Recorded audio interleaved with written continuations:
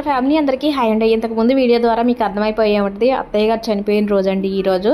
అత్తయ్య గారు 2017 సంవత్సరం ఆగస్టు నెల 18వ తారీఖు శ్రావణ మాసంలో 2వ శుక్రవారం నాడు చనిపోయారండి.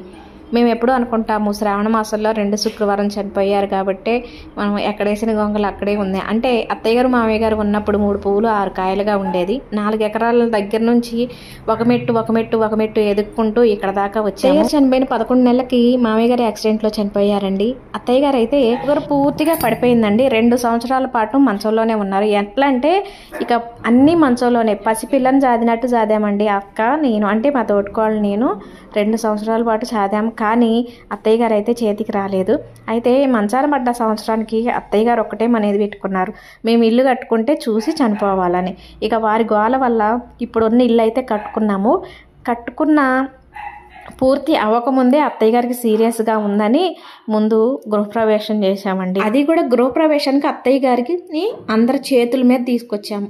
అలా గృహప్రవేశం అయిన తర్వాత ఇల్లు చూసుకున్నారు కదా, ఇల్లు చూసుకున్న 15 రోజులకి చనిపోయారు అత్తయ్య గారు.